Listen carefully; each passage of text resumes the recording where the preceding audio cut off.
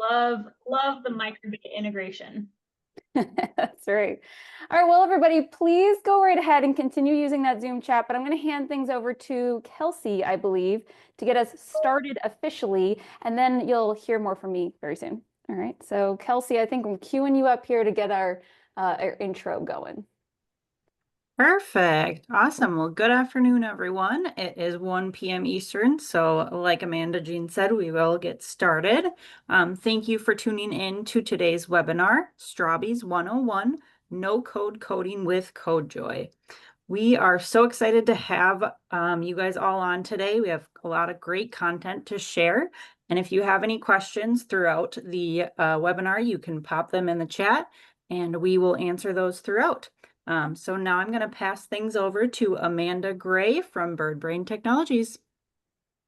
Sounds great. Thanks so much, Kelsey. My name is Amanda Gray. I am the Learning Experience Coordinator here at BirdBrain Technologies, and I'm just here to give a very quick welcome and to answer the question that some of you might be thinking, which is, what is BirdBrain doing here? So for those of you who have not heard, just a couple of months ago, BirdBrain acquired the assets of Strawbees Learning Tools. And what that means is Strawbees is now part of the BirdBrain family. And we love us some Strawbees. So we are so excited. You may have seen some previous webinars that we've done together. You may have seen some collaborations, and we always do fun things together at conferences. So we are no strangers to Strawbees, and we're so excited to continue offering their amazing products and to further our mission of inspiring deep and joyful learning for all students. So with that being said, I'm going to kick it back over to Amanda Jeane. Actually, real quick, I will be the person who is manning the chat, so we will continue to ask questions. Please feel free to share side thoughts and answering the questions as we go, but I will be the person that is following up with everyone. So I hope we have a really awesome webinar together today. Awesome. Thanks so much, my fellow Amanda Jeane. And it's this fun fact that I'm Amanda Jeane at CodeJoy, have used BirdBrain for many, many years. And we also have another Amanda Jeane at BirdBrain. So it's very fun. We enjoy, bouncing back and forth between the two of us. But yeah, so Amanda was right that she's going to be helping all of you in the chat today. So please feel free to use that chat in your Zoom features as much as you want, right? It will not distract me or anybody else from what we are doing. We love that side conversation. And Amanda's going to put lots of really good things in the chat, like resources and all that great stuff. So keep an eye on that space. And please feel free to keep chatting it up with us. I had a just general question to get us all started today, which is, what's something that you've made recently? And there's some great responses in here. Chrissy was talking about robot petting zoo, which is one of my favorite things to do with a hummingbird kit. And would be honestly really fun to do a Strawbees kit too. We have I think Kelsey was saying that she made an embroidered shirt with her granddaughter. That sounds really adorable. Oh, I'd love to see that.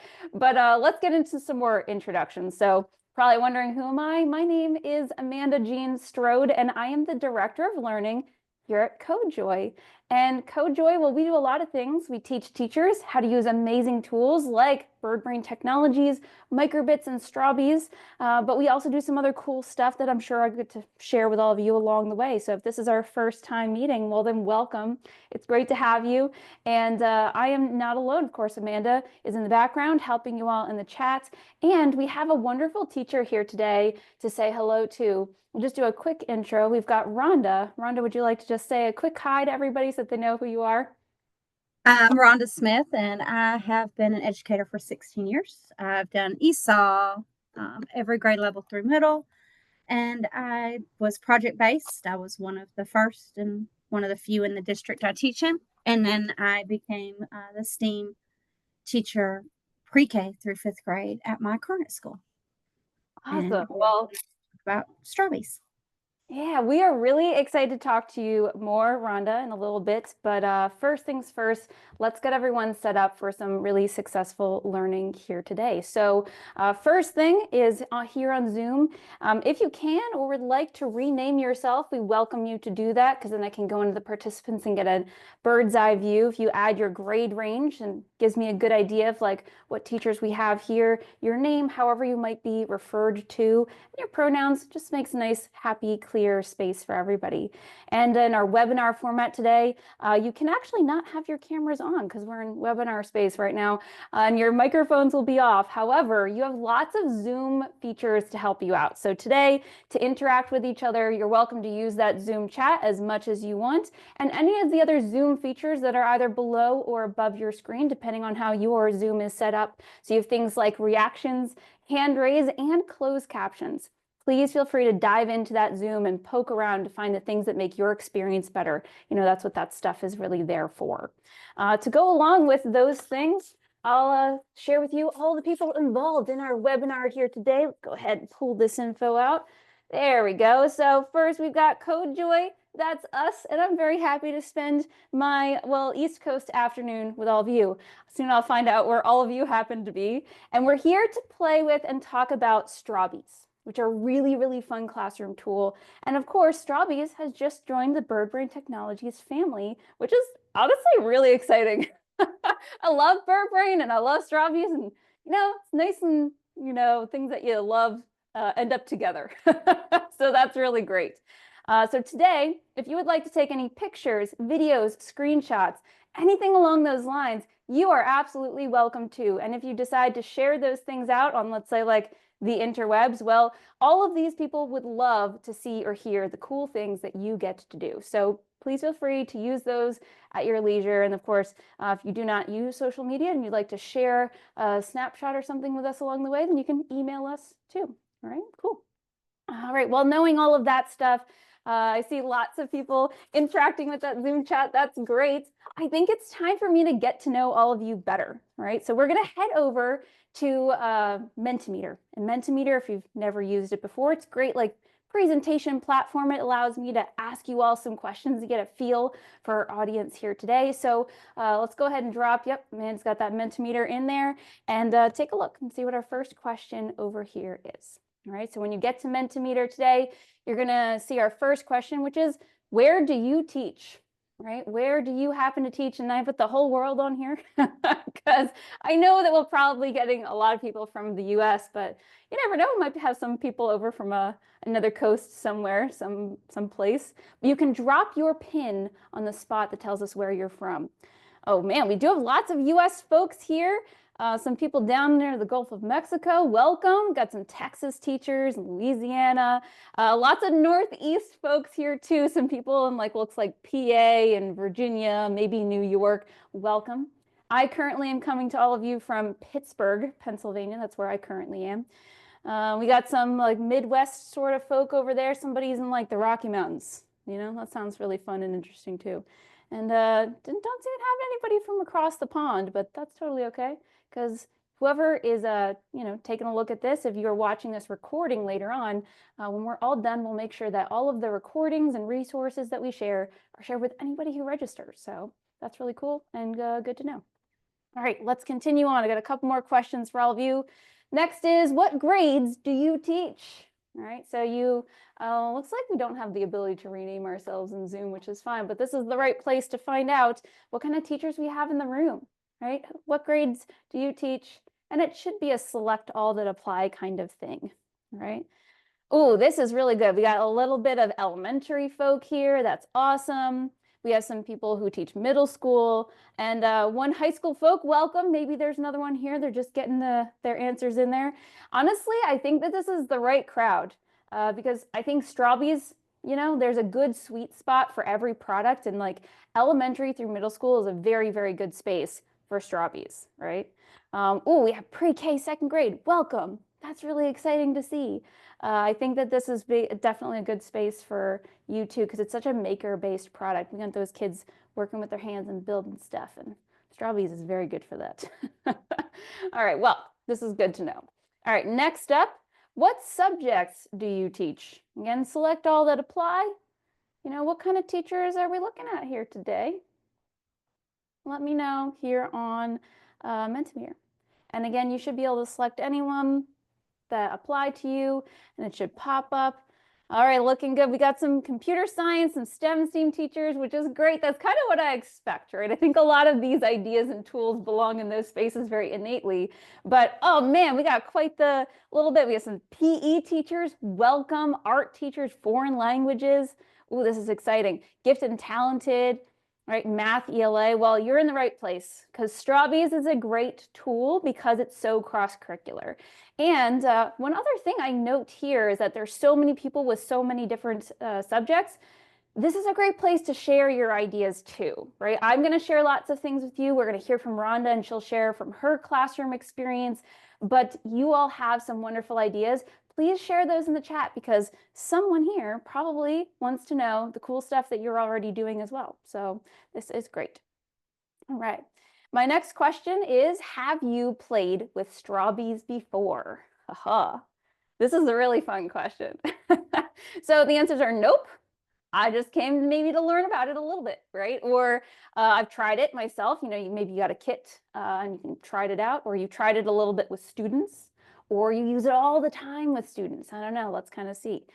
Oh, this is cool. So we got lots of new to Strawbees people. That is great. You're in the right place, and there's a great resource at the end for you to get your hands on a little bit of material so you can start to play with it yourselves, which is really, really great. And then there's some people who tried it a little bit and tried it with kids. And this tells me that all of your questions are really valid today, right? Someone else in the room has the same question that you do, and you should ask that question in the chat, all right? You have 2 ways to ask questions. Of course, the regular Zoom chat is there, and Amanda will be keeping an eye on that. And Amanda, you are also welcome at any time to interrupt me, right? If you're like, oh, we need to know this right now. You have the full power in which to interrupt. Sounds good. Thank you. But you also have that Q&A feature. So if you would like to ask a question, you can put it at Q&A at the either below or above your screen on your Zoom platform and let us know if you have questions, and we'd love to make sure that they get answered before we're done today. Cool. What do you hope to get out of this session? This is my last question, at least for right now anyway. Probably ask you a couple more as we go along, but what are you looking for? All right, so this could be anything. Maybe you just sort of like, I don't even know what Strawbees are and I'd love to know. Or maybe you're like looking for ways to engage more girls in your class or your computer science classes. Maybe you're trying to find something fun to do in an after-school club. You know, what's your thing that you're looking for, you're listening for today? Activities to use in the classroom. Well, I have definitely got some for you. You're in the right place. Ideas on how to use it in elementary. All the things I think we're going to share today would work for any age group. And you can sort of like, you know, bend it to your needs. So that should be really cool. Someone said, I just got a Donors Choose project funded. Yeah. Ah, that's really exciting. Great for you. Congratulations. I know. Woo! We love it when teachers get the things that they want and need. Actually, that's like one of my favorite things about my job at CodeJoy. I like specialize in projects where teachers get things that they want and need. But they said that they have a class set of microbits and want to learn how to use them. Well, while we're not going to dive too deep in microbit today, we're going to really keep it focused in on the Strawbees in particular. Maybe we can toss you a few resources. Like Amanda, we've got a great resource for our free Microbit in the Wild curriculum for teachers, which is a great introduction to the microbit. Also, you can sign up for 2 free microbits through that program. So she'll find it and throw it in the chat. That would be a great extra resource for everybody. Let's see, easy to something. Okay, looking for easy activities to bring kids who are afraid of coding into clubs. Oh, well, I think Strawbees is a good way to do that. And I have a great activity that I think will really grab some of your students' attention. So we'll definitely get to that. How to use Strawbees with gifted and talented students. Oh my gosh, well, we're going to look at the Strawbees platform as well today, and I think you'll find a lot of the things you need. So this is really very helpful for all of us. Thank you so much for sharing these thoughts and ideas, and we'll do our best to answer as many questions and comments and ideas and things as we can. But let's get ourselves going with something that you all need, and that is your resource for today. So we're going to take you to our learning document, and our learning document is where we have really everything that we're going to talk about and probably some extra stuff here. And even as we go through today, if we realize, oh, we probably want a couple extra resources, we'll put them here, but this is just like a hub of all the good stuff, right? So on this learning document, once you get in, let me go ahead and zoom in just a tad. There we go. You'll find, of course, the information for today. You'll find our agenda, tells you like the things we're going to talk about and go over in our hour that we're together. And there's these sections that have all the information, right? The links that you need, the descriptions that we use, everything is in here. So that is the resource that you get to take away with you, so that when you look at this tomorrow and you're like, what did that lady with the yellow sweater say?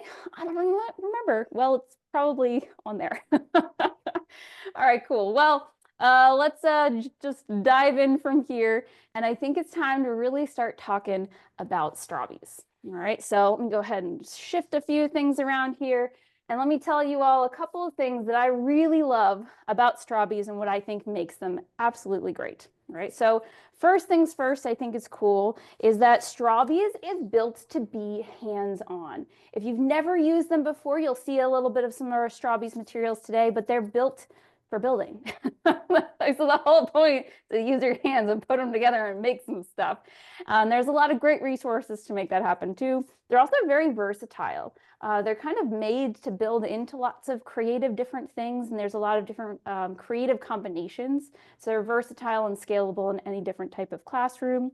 They're also super cross-curricular. So the idea that you can take this one resource and put it in any of your classrooms, that's honestly something I'm always looking for.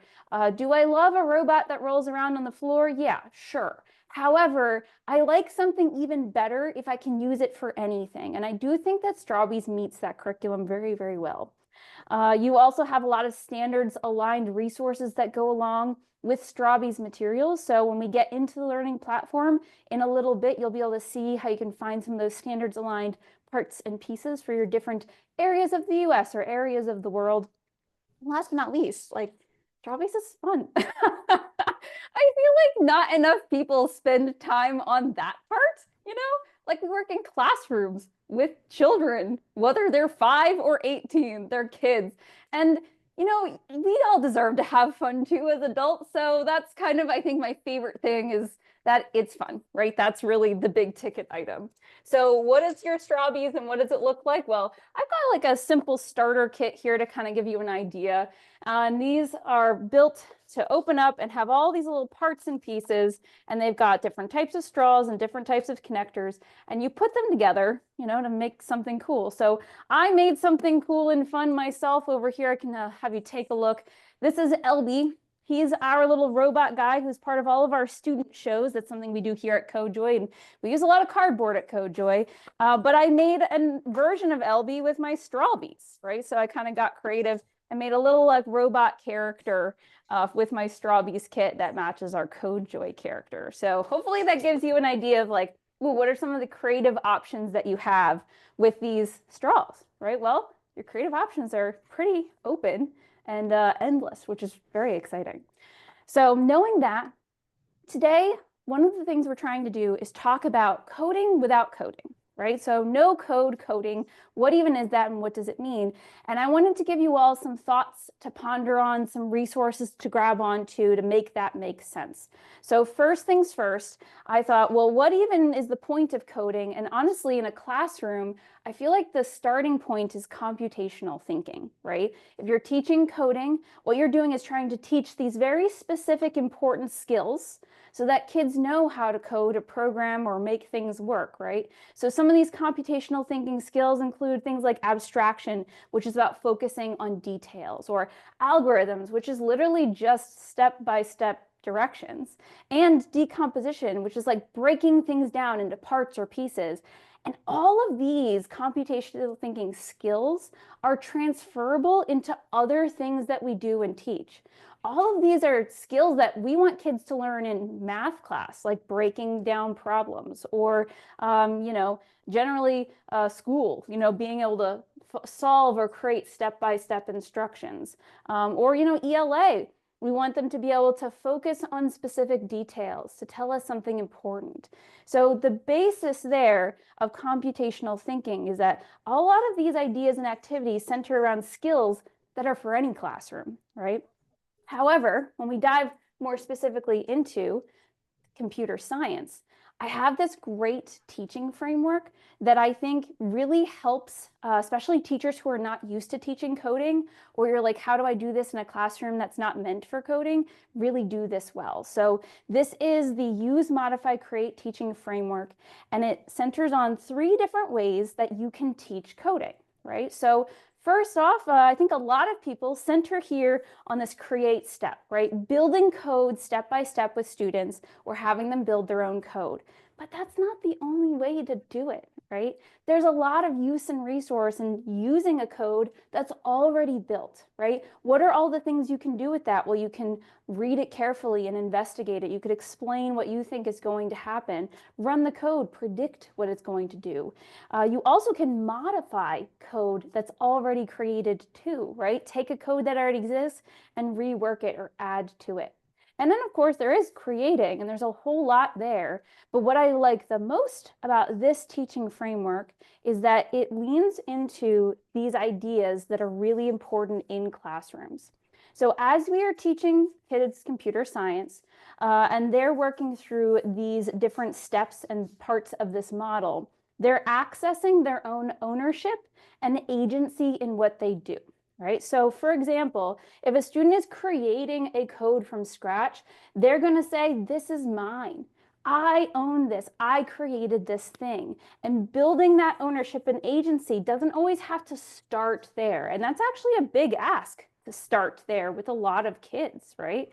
However, at the other end of the spectrum, if you're using a code that is already created, kids have the ability to recognize that this is not mine and it doesn't belong to me. But as they traverse through those steps, they'll build the agency as they go, right? So this is just a note for everybody to really think through, like, how could I teach coding in my classroom? Well, you don't have to start from scratch every time. Using a code that already exists is just as useful, right? So just to get everybody back into our learning document here for a moment. A lot of these ideas that I've shared so far are in here. And there's a section here for that Use, Modify, Create model of teaching computer science. And there's a resource here I think is very worthwhile. It's the KPOR Foundation Strategy Guide. So KPOR Foundation, great organization that really centers on like research-based and best practices. And they have a detailed description of like what is Use, Modify, Create, how does it work, and you know, what could you do in your classroom? But if you scroll all the way to the bottom of that resource, you'll find this link that goes back to instructional database. And here is a bunch of really the best of the best. These are classroom activities. These are formulas for how you could create your classroom experience. And everything here is research-based, best practices. Like, this is the best of the best stuff, right? We all get resources that are filled with things that are fun and dandy and all that, but this is stuff that works in classrooms. So just want to make sure you had that, because I really do love all of those resources. I think they're very worthwhile, hopefully for all of you too. All right, so now that we've gotten an idea, right, of like, okay, I know what computer science really generally could be. It's these skills, and I have like a way in which I could teach it without diving in too deep. I did want to give you another great activity that I've used, oh my gosh, countless times in my own classroom with many different types of kids, like an unplugged lesson or a computer science, computational thinking oriented lesson that I think goes well with this whole no code concept. So here I've got for you this Ready, Set, Design activity. This comes out of the Cooper Hewitt Museum, which is a great organization, and they have created this activity to be really fast and efficient and fun for kids. So the idea is that you give them a challenge, and it has to be something that they can physically do. For example, you have to save an animal stuck in a tree without a ladder. And you supply them with material. You give them a fastener, a surface, and a structure. And then they get a very limited amount of time to build a solution, make like a 3D brainstorm of what they think they could do to solve that problem. And I love this activity. I can't tell you how many times I've done it. Kids always come back again and again asking to do it once more, right?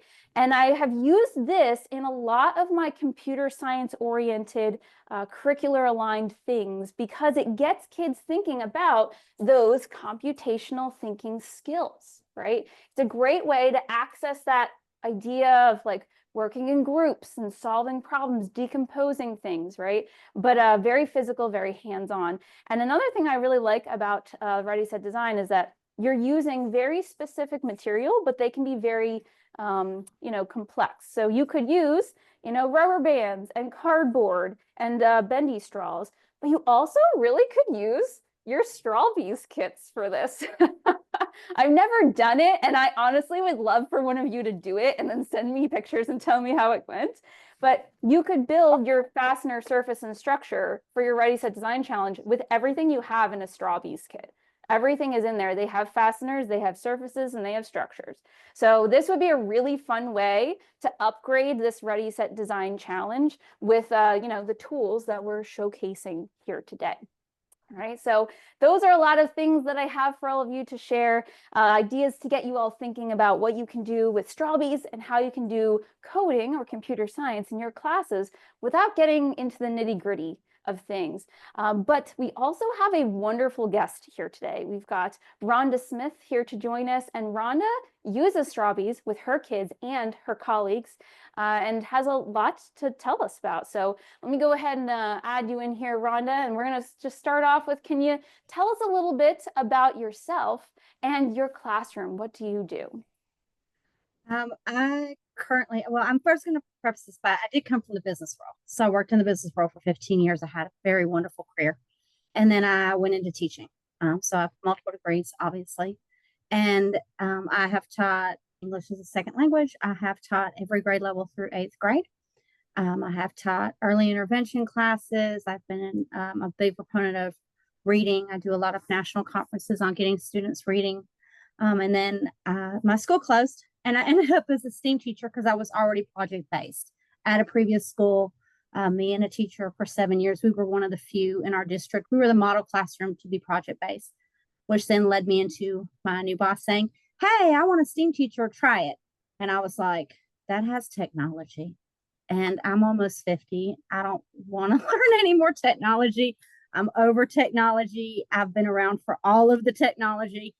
So I said, okay. And I've loved teaching STEAM because I'm a big hands-on with science of not giving students answers, which is the same way we're project-based. And then I've brought in technology, and then I took some classes over the summer to bring in different aspects of technology because I knew writing a Word document is not what they're talking about when we're talking about the use of technology.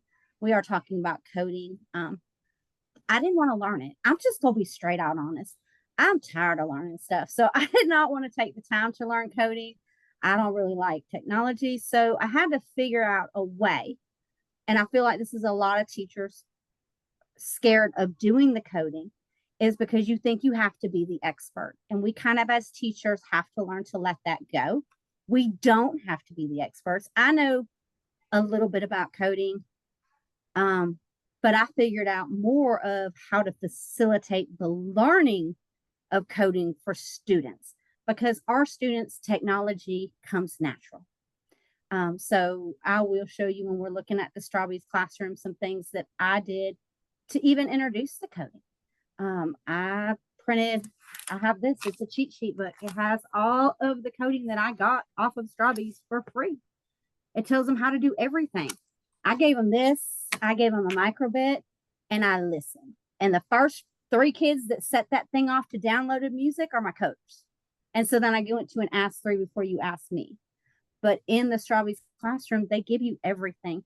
Your littler kids, you're not going to do the coding part with. But when I took no coding, I meant as far as a teacher's perspective, that you don't have to learn how to do it. You just got to be willing to give up some control and facilitate the learning instead of being the expert. Have them be the expert. It turns your classroom upside down, and they love it.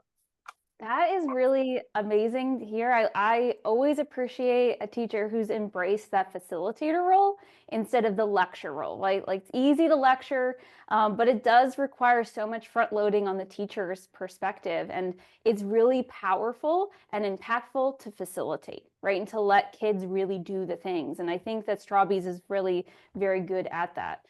So before we jump into the Strawbees classroom, we take a look at the platform a little bit. I did also want to ask you, how do you and your colleagues use Strawbees? And I know like you have a special role too in your class and your school where a lot of people come to you and ask you, how do I do this too? So what's maybe an example of like how you and your school uses Strawbees? So in my classroom, I generally do the builds out of the Strawbees classroom. I usually do this with my twice a week classes. So some of my classes, to keep my curriculum together, everybody has curriculum one day, but then I have some classes I have twice a day, and they may be coding, they may be outside building things. It just kind of varies. So most of my 2-day classes are doing the coding with some form of a coding program. They like the microbits because it does look like JavaScript and Minecraft, and they do that at home. So it's easy for them to figure it out. We do shapes with it in the lower grades, so we don't do coding. I haven't been brave enough to try the coding with K and first. I have done some towards the middle of the year with second grade, and it's been okay. The thing is that it's really hard for my little ones to press down and in, so you kind of got to gauge your students with building the shapes. But it does teach fine motor skills, which is part of the kindergarten and pre-K curriculum, and it's already in the Strawbees classroom. I didn't have to come up with a shapes. Hey, take this box of Strawbees, and I got the big kids. My district bought me the big kids, so I took all of the big kids, and it's a big box, and I made my own little kits. So I just took the big box and I broke it down. They have all the straws, all the fasteners. When I'm doing upper grades, I throw a couple microbots in it and we're good to go. If teachers come borrow it, they can borrow these. They were for like 3 to 5 kids and they store easily. Okay, so I just stack them, especially since I'm in a closet right now. That's to make it easy on myself so I don't lose all these pieces. But the lower grades, you can do the shapes, you can do numbers, you can do letters with them.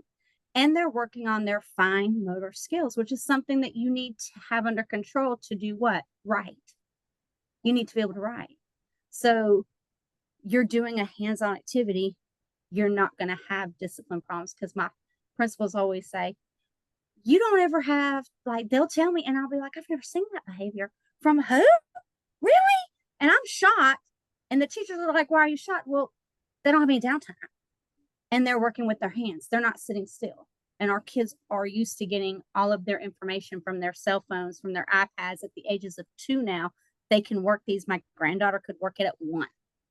So the Strawbees allows you to do that and then go ahead and introduce the coding as the next step. Yeah. But you can definitely, with the little kids, it works, with the writing and the fine motor skill part.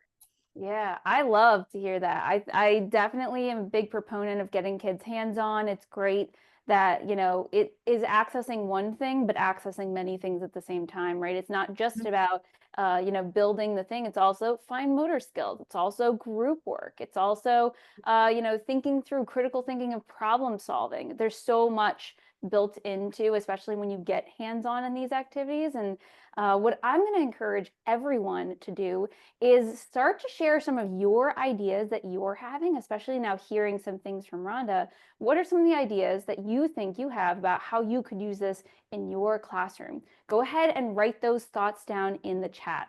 And while everyone's thinking, I'm going to transition us over into Strawbees classroom. So Rhonda, I'm going to come back to you in just a moment. All right. And I'm going to take everybody back over to our learning document here for a second. If I scroll down our learning document, there we go. We have a section here on page 3 that's got our link to Strawbees classroom, and we'll also put that in the chat for you if that's an easier place for for you to get to. And I'm going to encourage you all to open up Strawbees Classroom, right? So this is the place where you're going to get tons and tons of great resources, and having an account here is free. So if you have a Strawbees Classroom account, great. Now's the time to log in that top right-hand corner. But if you don't, then you can click one of these big yellow sign up now buttons. And when you do go ahead and sign up now, I honestly always encourage everybody to use those Google or Clever logins. That's really nice. You don't have to, but I always think it's much, much easier. So if you can go ahead and sign yourself up or sign yourself in, I'm going to go ahead and log in to my account. I'll give it a second here to jump in there. There we go. When you get into your account, there's a couple of cool things and places to see. And oh, I see somebody came up with a cool idea of something you could do with Strawbees in your classroom. They said a bridge building unit. I love that. Especially here in Pittsburgh, the city of bridges. That would be really, really applicable for kids in my area for sure, but really fun way to engage engineering and design ideas. Physics is a really important thing built into bridges, so great science connection. I really love that. So I'm going to point out a couple of things here in Strawbees Classroom that I think are very worthwhile for you to know how to get to. And then we're going to ask Rhonda some more questions about what are her favorite things. So first things first, in my platform, obviously there's a left-hand side here that has some great onboarding information, how to get started, joining a training or teaching your first activity. So it's got a nice walkthrough for anyone who really needs that step-by-step. That's where you find it, right? And then of course, in the quick access, there's lots of different things to note here, but I'm going to take you to the top toolbar here, this top gray toolbar where it has dashboard and library, and encourage you all to click on the library tab and take a look at these 5 different options that you have inside of here.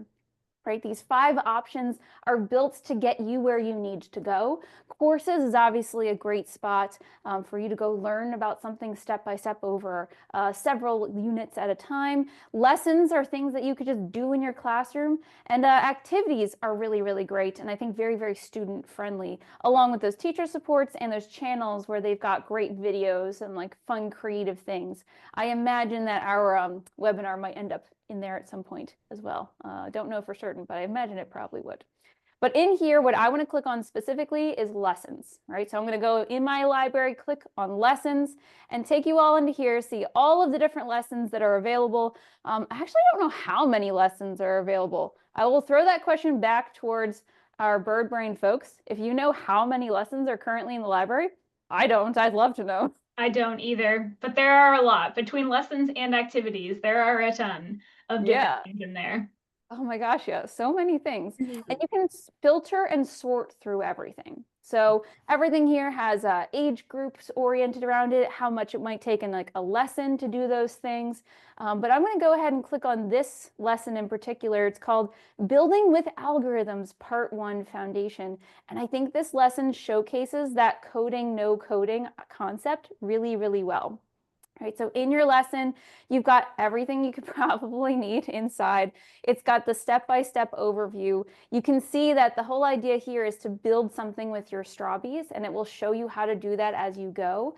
But there's no coding involved in this one. But the coding concept, the foundation of the whole lesson, is algorithms, right? And remember, algorithms are a key concept of computational thinking. Students and programmers have to know how to build algorithms and read them, and they're just step-by-step instructions. That's really all it happens to be. But this is a great way to showcase that in like fun, hands-on way. Another cool thing that I made note about when I was looking at this, let me think, over here. On the left-hand side of this lesson page, there's a yellow button that says Assign to Students. And if you click on it, it gives you 2 options.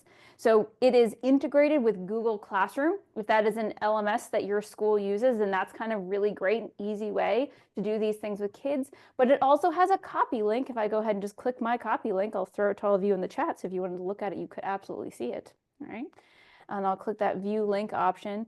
And you can have students interact with this platform too. So Strawbees Classroom is not just built for teachers, it's also built for students to be able to interact with, which is really great. Like, how amazing is the resource? It's great if it's got stuff for you. even better, if you've got like a full lesson ready to go, you can just push to a kid and then they can go and do it, right? So that's really, really great to know. Let's see. Oh, we had a great note in the chat. Someone said, I wish Strawbees can generate PDFs so I can print them out for kids. Ooh, well, I'm sure that our Bird Brain folks will write that down because that is a great recommendation. There is the option, oh, my mouse has disappeared on me. There we go. There's a great option in here on the lesson page to download and print the lesson plan. Some teachers have to like have their lesson plans on their desk, you know, ready to go. So that's really great. But I do love that. It would be great if there was like a kid version. So good idea. We now have gotten that information in the right people's hands, and we'll see what happens next. But before I go any further, I'm going to bring it back to Rhonda again. And Rhonda, I'd love to know, what are your favorite things inside of the classroom space? Like, what are the things you use? What's the stuff you constantly go to? Like, what's the best of the best stuff? So on that first page, you actually had the make code cards on that first. I don't know if I can share my screen. If I can share my screen, I can show you mine because I have favorites and there's a way to save those. So when the first screen that you're on the home screen, that right below with the little cards with the code, the second one, move over one. Oh, go up, back up. Yep. That's where you can print all of the cards that I had in my cheat sheet notebook. This is the way to figure out who your coders are. This is for the teachers like me that I really didn't want to learn coding. I've learned it over the years just because I've been in the room, right? And we've done builds together. But I printed it in color and I just took my biggest class and divided it in half. I've had these for 3 years now and they're still intact and I didn't laminate or anything.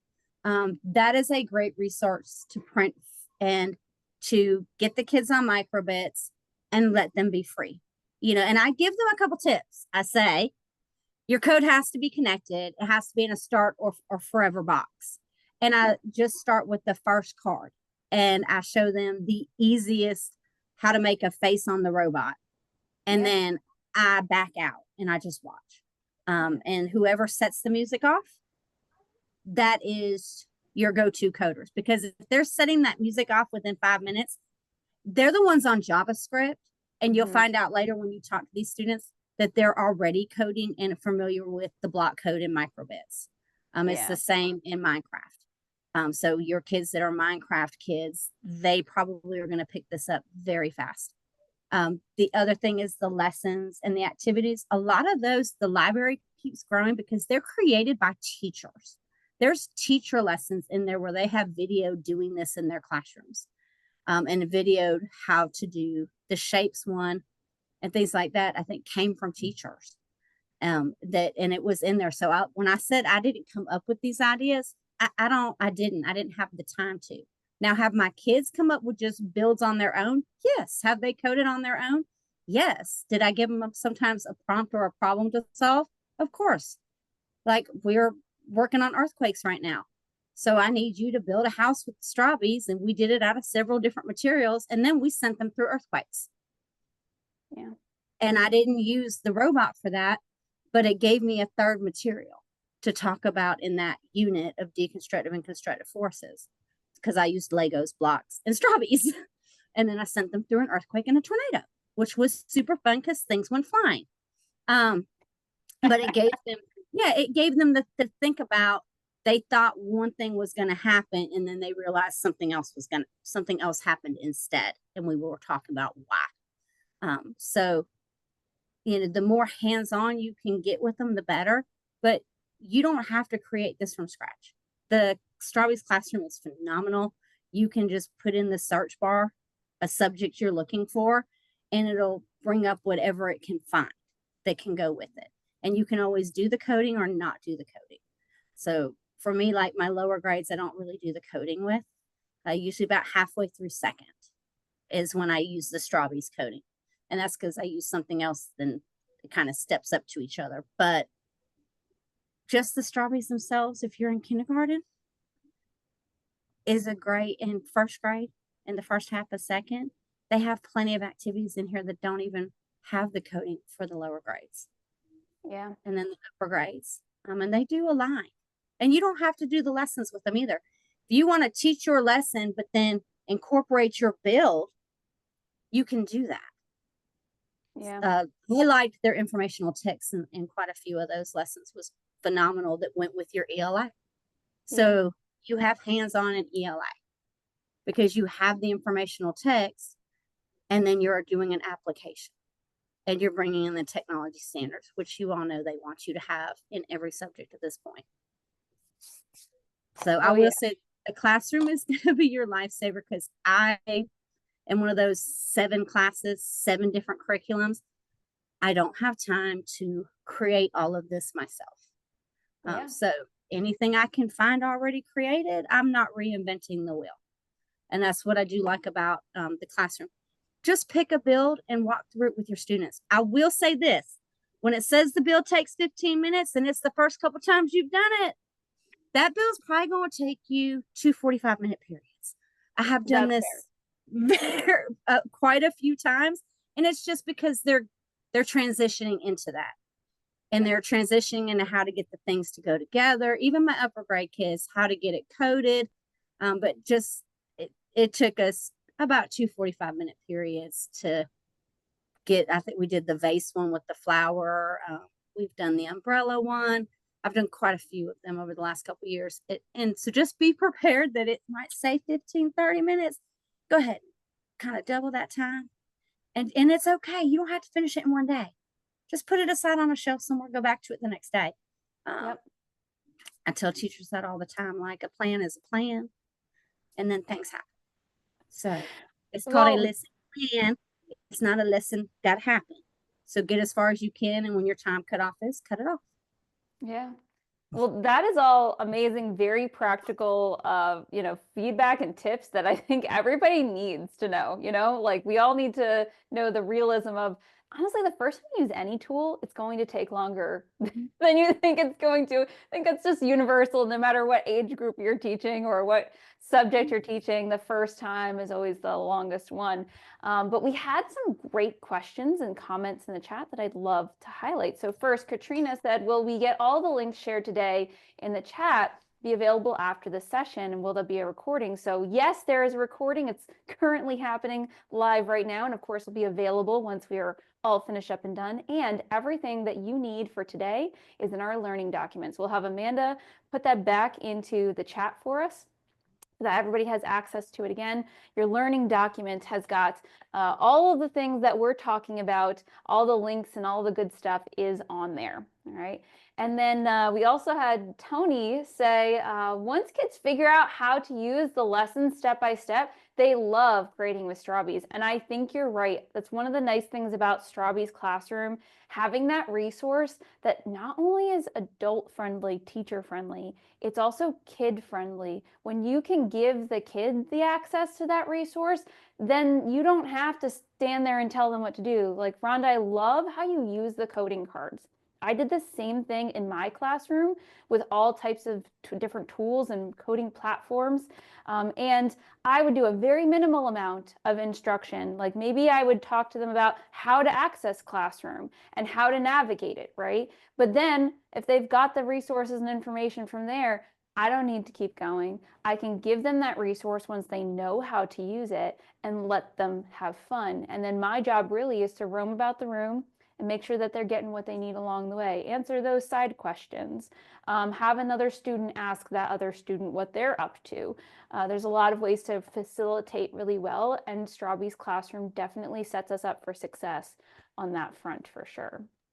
So before we move on into like wrapping things up or any last things, I wanted to ask Rhonda, was there any other thoughts or ideas about Strawbees or Strawbees Classroom that you wanted to mention to everybody before we do any Q&A? I would just suggest you try it. I think it's the scary part is you thinking you have to be an expert. You don't. I've been using Strawbees for 3 years, y'all. I don't know how to code. I show the kids my JavaScript rabbit person. He's running into a wall. He was supposed to be dancing, and it looks horrible. And that's okay, because when they see mine and I haven't perfected it, then they have no fail, because Miss Smith don't even know what she's doing. and we trying to figure this out together. And so they have no fear of failure at that point. And that's, I think, part of, I feel, the reason that coding maybe isn't being pushed as much as it should is because, as a facilitator or a teacher, you think you have to know it all. You don't. Your kids, a lot of them know how to code or are going to pick this up super, super fast. And you just need to learn a couple tricks. The code has to be connected. Show them how to do the microbits. It's on the website, in the Strawbees classroom, exactly how to, you literally follow it through. Have the kids put the microbits together, show them the website, follow the simple first code on the code cheat sheet, print them out in color, to a student, and get out of their way, because they're going to set that thing off to music, and then they start talking to each other. And it happens every year. I'll have the first 3 students will download it. I don't even know how to download the music on it. I'm pretty sure I could figure it out. I don't need to. They know how to do it. So when they show me things, I honestly never answer questions anyway. I never have as a project-based teacher, because when they would ask me a question, I'd be like, well, what do you think? And so now they just laugh. They're like, they'll ask me and I'll be like, they'll just, never mind, Miss Smith, because you're going to say, what do I think? Yeah, I'm going to throw it back, because I'm not going to give you the answer, because that's what they're used to. And we need to start having students think for themselves. We need out of the box thinkers in STEAM careers that we can't feel. We need them to be able to solve problems. So we don't want to step by step tell them how to do this. We want to make it a challenge, because as soon as one figures out how to set up that music, your whole room's going to know how to do it, because they're going to teach each other. And you get to step back and look like a wonderful teacher who's got a fully engaged class, and you're just standing there wandering around. Well, it is so don't be great. scared. Yeah, to hear about your classroom and the way that you facilitate that learning and use these tools, I think that that's the most valuable thing that we can share, is like classroom experience. So thank you so much, Rhonda. And I know you're going to hang around, because if anyone has other questions, now is a great time to start writing some of those questions in the chat or in the Q&A, right? Now, while you're all thinking about what questions that you have that you want answered before we're done today, I'm going to share with you some resources. And hopefully these are things that you want and need. So first, head back to our learning document here. If you scroll all the way to the bottom, our last page here has some information for what's next with Strawbees and what's next with CodeJoy too. So first thing, a great way to engage with any of our organizations, of course, is to join a newsletter, right? You can subscribe to Strawbees newsletter. You, of course, can subscribe to CodeJoy's newsletter too. But Strawbees today, they have a special offer for a free sample pack of materials, so that if you were, let's say, one of those people who's never used it before, you're ready to try something out, well, this is the place to go. So go ahead and sign yourself up for that free sample pack so that you can start to play, and then let us know what you think about the tools that you all get to play with. Some other great free options that we have today as well are all the free things that we're doing here at CodeJoy, and Strawbees is just one of the many things that we do.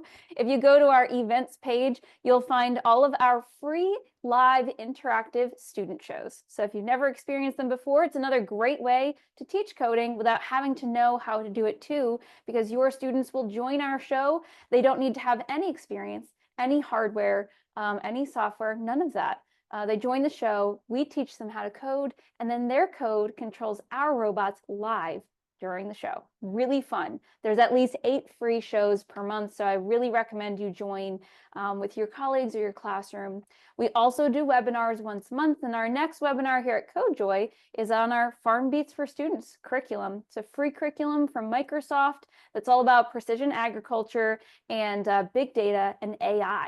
So if you're looking for those kinds of things and they meet your needs, or you're just really curious, come join us. We'd love to tell you all about it, sometime next week. All right. So knowing all of that information, now's the time for Q&A. Answer any questions that we've got. Looks like Amanda's answered some of them. Someone said, where's that free sample website? It's on your learning document, but it's also in the chat in case you would like to access that. But if you have any questions, then please feel free to let us know. Myself, the Bird Brain and Strawbees team, and Rhonda, we'd all love to know what you would like to know, before you head out. And at this point in our webinar today, if you don't have any more questions and you want to head out, well, we've done all the things. Hopefully you've got what you wanted or needed, and hopefully we see you again sometime soon, right? So, oh, someone said, I have trouble finding separate microbit adapter with a battery pack. So great note there. So just to bring everybody back to this tool we keep mentioning, we didn't have our webinar specifically about this tool today, but let me go ahead and dive into it for a second and let you know all about this thing. This is the microbit. It's one of my favorite classroom tools, and essentially it's a pocket-sized computer. That's like really the basics of what it is.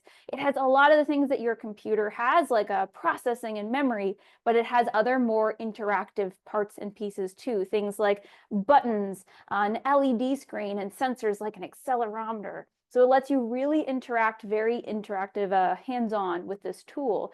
And our microbit works with our Strawbees. So they have a kit that allows you to connect your microbit to your Strawbees to not only build, but then make your builds do something, which is really cool, like make them move or make them interact in some way, shape, or form. And somebody was saying about batteries and adapters. Well, this is just one, I'd say, adapter, right? Technically a breakout board for your microbit, but the microbit is a very vast tool. It's part of an ecosystem. So there's over 280 different accessories to the microbit. And Strawbees and Bird Brain Technologies are some of them. All right, so it's a cool thing to note. If you're looking for a great way to get better battery in your microbit, Strawbees is one way to play with it. But honestly, the Bird Brain Technologies Hummingbird Kit is just another great way to play with your microbit. So let me go ahead and pull mine out here for a second and just make note. Oh, before I do, all of the robots behind me are built with hummingbird kits. So that's kind of cool. You can kind of get an idea of see like what could my hummingbird kit be before we dive in. But the kit itself, it's a creative robotics kit, comes with all the parts and pieces. And this is your breakout board. All right. So this breakout board for your microbit allows you to attach things like motors and sensors and lights to build projects out, which is really cool. And honestly, there's so many ways to combine Hummingbird and Strawbees. I've seen lots of teachers do it on the internet. But another great thing is that this Hummingbird kit gives you a port to access better battery power. So it's got, it comes with like a battery pack that is for, 4 AAA or AA batteries. There's also an even better, Hummingbird's got this rechargeable battery pack. Oh my God, love that thing. Yeah, Amanda's got it. Let me go ahead and spotlight you, Amanda, so everybody can see. That's the rechargeable. That is the thing. Honestly, whenever teachers are getting these kits, I always recommend that they upgrade and add that too, because it doesn't come in the base kit like usual. It is an additional thing, but totally worth it. Worth it. Yes. Let's see if there's any other questions that we've got in the chat. Let me go ahead. Someone said that one breakout board is most expensive. Oh yeah, so here's what I'll tell you, right? When it comes to cost, all right? When you're looking at something like the Hummingbird kit, is it more expensive? Yes. However, because it's more expensive, this is a classroom-ready, classroom-made kit. Right? This is made for little hands to work with. There is no breadboarding. There is no soldering. It is not complex. It also comes with all the resources. So you know that your Strawbees comes with all those great resources like that classroom to make it easy in your classroom and in your space. Well, Bird Brain's got other great resources too for their Hummingbird kit and their Finch, which is another great like all-in-one robot that make it easy to do, right, with kids. And when I say kids, I'm really meaning like 5 through 18, like all kids can use these types of tools, especially with great supports. If you were looking for the cheapest of the cheapest option, right, that doesn't have any resources with it, because that's what you get when you pick the really cheap things. My favorite breakout board for a microbit is called a ring bit, right? And it's great because it has an on-off switch and it has extra battery power. But Is it something that you have to kind of like know a little bit more about or dive in a little bit deeper to figure it out? Yes, you would have more figuring to do, but it is the cheapest of those breakout boards, that ring bit. So that's just, things I know that I'm happy to relay to all of you. Someone said, I'm wondering if BirdBrain can generate a product that allows 4 batteries and microbit as most common cause with the motor. Motor usually needs more than 2 batteries. Yes, well, the answer to that is the Hummingbird Robotics Kit. So this is the answer to that question. If you're looking for a breakout board that has more power and better motors and better battery, this is the thing. This is what I would recommend to all of you. It is on the expensive side, but again, it's classroom ready, it's kid ready, and it's got good resources with it. So when you're paying that extra $100 or whatever, you're paying for the extra effort that goes into the resources that give you what you need in a classroom. One more idea before we wrap up officially. If you are looking to get things like this in your classroom and you don't know where to start, please feel free to reach out to us here at CodeJoy. I'll put our information back up here for everybody to see. We love writing grants with educators. We also do lots of initiatives where teachers get free hardware and free PD, and sometimes free student shows too, for certain areas or for certain grants. So for example, right now, we're doing a big grant writing initiative in Iowa. So a bunch of Iowa teachers are writing grants with me to get free things for their schools, and they're very specific to those schools' needs. We also have an initiative in Pennsylvania right now where we're doing free PD, free hardware, and free student shows for Pennsylvania teachers. So if you're curious about those things and you're like, oh man, I want that, but it's too expensive for me, reach out, because you never know. We could have an initiative already ready just for you, or we'd be happy to write with you. I love writing grants with teachers. I really do love getting teachers free things. I think that's always the way to go. So let us know. We also had a great comment from Diana who said, hummingbirds are great. They're worth the money. I agree with you, and we appreciate the support. That is really great to hear. So at this point, we are at the end of our hour. Thank you so much for spending so much of your valuable day with all of us here. And we hope to see you again soon. So we're going to wrap up, and I'll hand things back to our bird brain friends, and we'll see y'all again another time. Have a great autumn, everybody.